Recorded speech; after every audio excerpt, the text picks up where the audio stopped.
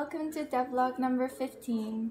I'm Tina Benoit and I'm sitting here with two texture artists, Lauren Bamlett and John T. Rudnick.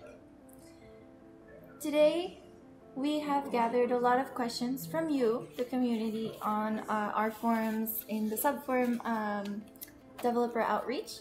But first, we will go through what your roles are. Do you guys do the same thing? Now you're both texture artists, but what are your role? What is your role? Right. So we essentially do the same thing, but we've chosen to delegate certain tasks to either me or Lauren based on just the pipeline. So what we tend to do right now is I'll go through and I'll make all of the base textures. That's all the textures that define, where a mech is going to have metal, where it's going to be painted, and where it's paintable. And then I'll pass it off to Lauren to do a lot of the retrofit skins. Mm-hmm. And so when the base texture has been finalized and the materials have been set, what I will do is I will go in and I will either at times sort of bake the camo patterns or hand paint them myself. And that's sort of where you see the color changeability in, say, the Franken or the urban block, and all really the camos that we have. Very nice. Yeah. And what are some of the processes to making textures? Okay, well, when it starts off, we get a model from the modelers, and we'll take that model and we'll bake it. So we'll create an ambient occlusion map, we'll create a cavity map, and all sorts of other things. And from that point, we'll decide which materials each part will get. It'll get metal, it'll get paint, I think we have 8 different types of metals that we can use. And then after that, we will start painting the patterns, which is when I pass it off to Lauren. Yep. And a lot of what we do with that is I'll be in Mudbox, actually. And so in Mudbox, I'm able to paint the channels individually. So where you have like a primary channel, I'll paint it red, secondary green, tertiary blue, and that is where it allows you in the editor to allow you the 3 channel color differences that we have. And then beyond that, once I am completed that, both the body and the variant, I'll move on to essentially the export process. And that'll be when the texture is done. Very nice. So essentially every mech has 3 different textures. Yep. There's one for the body, and there's one for the variant. The variant texture is every possible weapon that the mech could possibly have. And in the case of a Founders mech, it'll also have a special Founders head texture on there, because it's a replaceable piece, like a weapon. The 3rd texture will be the window, and the window is very special. It's a lot different than the rest of the mech because it's very shiny, and it gets special attributes to it. Okay. So what other softwares and equipments do you use? Well, starting on the software side, we use 3ds Max because the modelers use 3ds Max. And we use 3ds Max to bake out a lot of the maps that we need, like the ambient occlusion and the cavity. And apart from that, we use Mudbox to mask out various parts to decide what material they're going to be. And we also use Mudbox to paint patterns. We use Maya for a couple different things, just because Maya has a really nice node editor, and we're able to create some fractals that we wouldn't have been able to create in 3ds Max. And there's a couple other side softwares like XNormal, but yeah, the list goes on. Yeah. And in regards to equipment, wonderfully enough, we both have Cintiqs, which allows us to sort of hand paint onto the model itself rather than the disconnect you kind of get with Surface tablets. And on top of the Cintiq, we do have a Surface tablet, and in those odd days where your hand's a little tired. And then, of course, on top of that, we've got 2 monitors, which allows us to really kind of see the full scale of our work and put up whatever windows that we need. Yeah. I gotta say, I use both because you have the Cintiq and you have the Wacom, right? Yeah. But if your hand is up on the Cintiq for like 8 hours, it gets really tiring. So yeah. I go back down. And the same pen works for both, so it's really easy. That's nice. So moving on to player questions. The first one we have here is, when can we expect high resolution texture packs? Yep. When it comes to the high resolution texture packs, unfortunately it isn't on the radar at this point in time.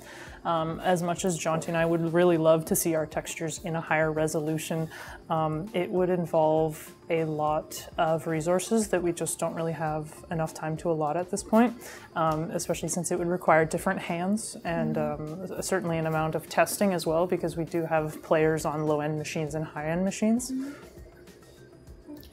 The download size of the game would be just huge if we added to the game. Yeah. And in terms of how plausible it is to make an HD texture pack that's downloadable separately, I'm not even sure if that's possible. That's something that more technical people than us. Yeah, like the engineers. Next question we have here is, are we going to normalize the resolution mech textures? Yes, so a bunch of people have been talking about this, and in case you guys don't know what people are asking here, we have a bunch of different textures that make up a mech. There's a diffuse texture, a specular texture, gloss texture, RGB, and normal map. And when we export these textures, we use different resolutions. And I guess what some people want is for us to export everything as a 2K texture, so 2040, 2048. Now, there's a good reason why we don't do that. The memory imprint on the game would be huge. We've done a lot of testing with these textures, and we found that the specular and gloss textures in particular affect the look of the mech way more than anything else. So more often than not, those will be 2048.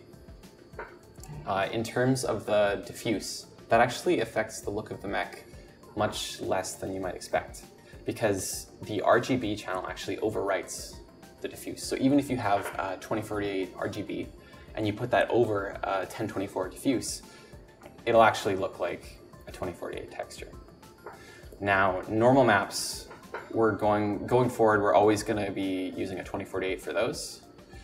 Back in the past, before we had created a lot of these generic textures, we were worried about what kind of imprint having 2048 textures would have on the game if we kept on creating content at the rate that we were creating it. So some of the older mechs, like the Jenner, have all 1024 textures. And I intend to go back and change those to 2048s, at least for the specular and the normal map. But we're definitely not going to go and create 2048s for every single mech. This also has to do with texel density. So what you have is you have a mech like the Locust, right? The Locust is like this big, and the King Crab, you know, it's going to be this big.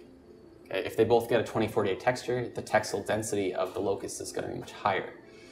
We're much better off making the Locust a lower resolution texture to normalize the texture density between the two mechs.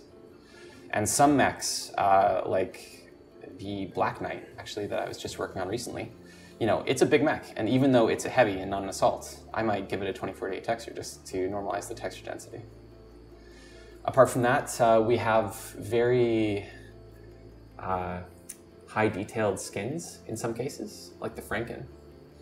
And those ones are going to need a higher resolution texture in order to make them look good. Whereas, you know, other ones like digital or something like that, they might only need a 1024 to make it look good. And that's a judgment call that we make. And that's why some of the textures are going to be higher or lower resolution.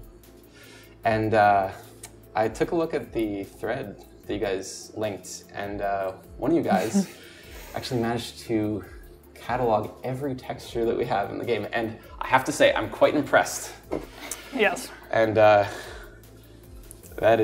pretty awesome. Yeah, no, it's super helpful.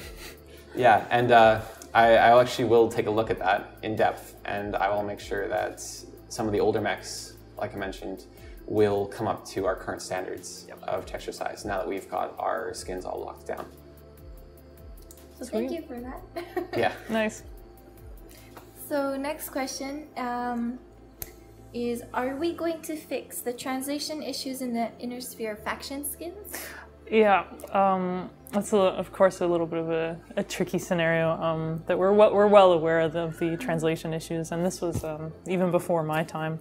But if you haven't noticed, on the Mauler, for the Inner Sphere faction camos, I've actually completely stripped out the words from all of the different camos, and moving forward, that is essentially the fix that we're going to move forward with. At some point, whenever we have the time, we're going to go back and we're going to take the words out of, you know, the Enforcer, Urban Mech, essentially all the Inner Sphere factions for the older mechs. But yeah. Okay, next question. How do new overlay textures work? Okay, so this is referring to the loyalty pattern that's coming out. Essentially, what the loyalty pattern will look like is a different type of surface for the mech. Now, most mechs, you know, you'll have your painted surface and you'll be able to color on it, whether that be the Franken or the digital or the Cobra, whatever. With this new loyalty pattern, it's more like an overlay, and it will look like hexagonal armor, and you'll still be able to paint your same patterns on it, you know, your Franken, your digital, your Cobra, but it will be with this kind of armor plating on it as well. What this is it's a completely new base texture. So it's a new diffuse, it's a new specular, it's a new gloss. It'll change the way that the mech reflects light, and but it's using the same type of RGB, the same type of RGB pattern. So we're reusing all that. Mm. And will the camo system be reworked? So we're not going to do any changes to the current camo system. This is kind of a bit of a test because it's something that we haven't done before. And if people really like it, then we'll consider doing other either hero mechs or other pack camos that will have the same kind of effect. Very nice. Yep. Okay, so next question is when is the basic camo going to be available on the Urban Mech? Yep, that's definitely a project that I've been tasked with. The Urban Mech, in addition to the King Crab, in fact. And although we can't set a tentative date right now, because it is sort of secondary to the packs that get released, it is a hope of mine that I can maybe get it for early 2016 or something of the sort. I should also mention it is our ambition to actually have full texture and camo availability for every mech. So that is something that we are, both Jonty and I, working towards. So yeah. And will the S variant? Yes, the S variant and really all variants to essentially every mech. That's our hope, to get them all sort of camo available. The S variant has extra geometry. That's why making all the extra patterns for that one is a little bit more complicated, because we have to go and take that extra piece and paint it for every pattern available. But we will end up doing that for every mech in the game eventually. Just take some time. So next question is, some of the older mechs have a specific style of texture, while the newer mechs have another style. Can you tell us a little bit about that? Yes, well, some of the very old mechs were made 3 years ago. Mm-hmm. And at that time, we were making them very grungy looking. I'm sure that you guys will notice on the Jenner and the Dragon, for example, the textures will be very grungy, and it's actually kind of hard to see the camo pattern underneath sometimes. And the paint will be less specular. Now, over the course of 3 years, we've refined and improved our texturing process, and it's a little bit more glossy, it's a little bit more clean, but I think it is superior. And we're definitely gonna continue on that path. And in fact, we're probably gonna go back at some point to those older mechs and actually bring those mechs back into the fold so that we'll standardize all textures. Okay, next question. Is it going to be possible to have different textures such as shiny and smooth or old and dented to choose from, like colors and camos? Well, the way that the textures work right now is you'll have a set specular, a set gloss, and a set diffuse. Certain textures, like the Cobra, Tartan, and Applejacks, have a different and specialized specular, which give their special hues when the light hits them. But those things aren't changeable in our current system, and we have no plans to make them changeable. Okay. Yeah, and if we did go forward with that sort of idea, we would essentially lose the textures that we have now, because the way that we have our textures right now is that if you have it as a gunmetal or you have it as a steel, that's a set number of materials and layers that are all overlaid to generate that existing material. And so to kind of create it where it can organically move from glossy to dull would allow a completely different system, but also somehow a texture that might be able to have all of the information and yet at the same time none of it. So, yeah. And essentially that's what the loyalty skin that's coming up is, right? We went back to all the textures, we redid it in a different way that also makes sense, and it's a different way of doing the same texture, but it's a lot of work, it's a lot of extra files. Again, if you guys would like to see that, then show some appreciation for it, and we'll consider doing that for future packs. Do we have plans to change the damage textures back to the old ones from the closed beta? No, we definitely do not. The way that the closed beta did their damage textures, and this was before both Jonty and my time in the company, it was different and it was a little bit more inefficient. There were a few problems with it that sort of caused a lot more time to be needed on the side of the modeling team. And one good way that was actually put is that the way that the damage texture kind of faded actually sort of, in relation to other planes, kind of made the damage itself look paper thin, or almost as if the mech itself is very paper thin. So moving forward to sort of fix that is where we've got the damage texture that we have now, and currently, right now, we're definitely going to stick to it. Like everything, there's always ways to improve things, but what we have now is good. Yeah, so that old damage texture was essentially a structural frame underneath, and the idea was that when you get damage there, you'd be able to see deeper into the mech. But of course, just being a texture, you couldn't actually see deeper into it, so it looks kind of paper thin. The texture that we have now is kind of a bloated metal. So instead of cutting holes into the mech, what you're doing is making the armor blow out as if it was heated, which makes a lot more sense. Mm-hmm. And we do that through, I think, the normal map, and I imagine there's other textures involved, or? Yeah, it's got a full, it's just a repeating pattern, but it's got a full, diffuse spec. Okay. Awesome. So in the levels, mechs in the distance appear dark. Are we doing anything to enlighten them? So we can only go so far with our mech textures. What we'll do is we'll take the ideal lighting solution and we'll texture according to that. But of course, different maps have all sorts of different lighting in them. Some maps are foggier, some maps aren't. And if you have something like atmospheric perspective working, then you'll have a very desaturated mech look. Just like the rest of the environment, it's desaturated. If you had a mech that was very bright and the rest of the environment around it was dark, then it would look out of place.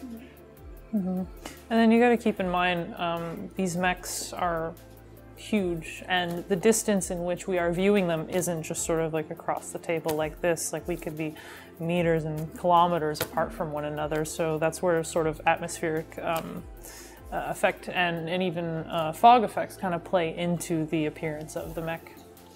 Yeah, the Atlas is 18 meters tall. And when you're looking at a mech across the battlefield, it's not like, me looking across the room at somebody. That mech is actually a fair distance away. Yep. So the next question is there a way to decouple the shiny underlay feature on certain hero mechs, Clan Wolf, and Jade Falcon faction camos? So the way that we have the system operating right now is that when you look at your RGB texture, and the way that it sort of changes the color values, in a way that is really only changing the diffuse. And so there is nothing available to really change the spec, whether what we are wanting to do is either sort of remove the spec or have an ability to change the color of a spec.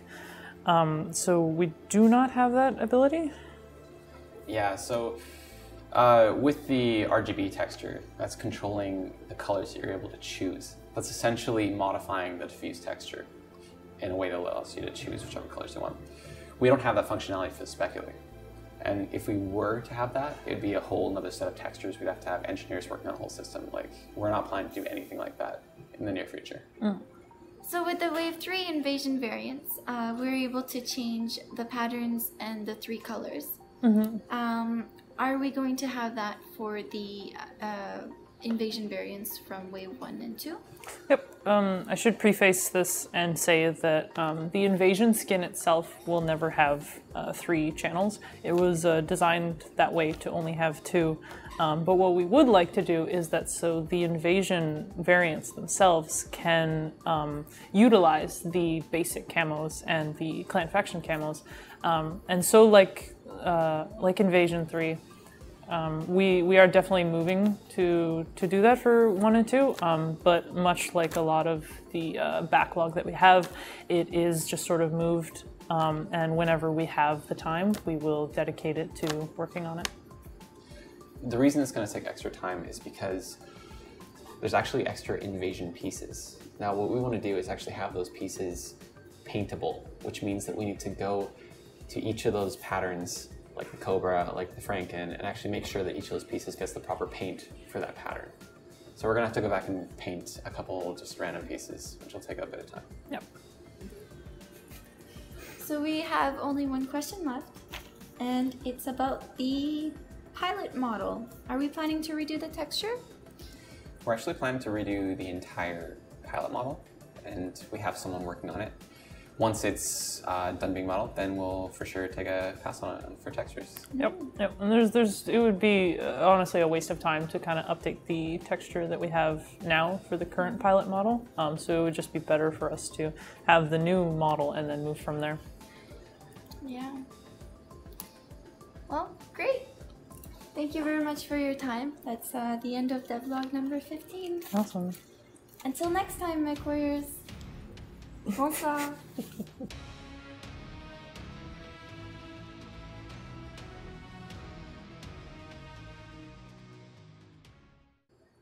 What? What? I should answer it now? There's no answer though. Okay, well, I mean, like...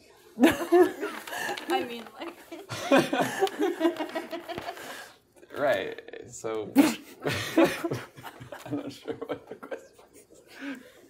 Nobody knows what the question is. So we paint stuff and then textures happen. Yeah. There we go. Yeah. Bonsoir.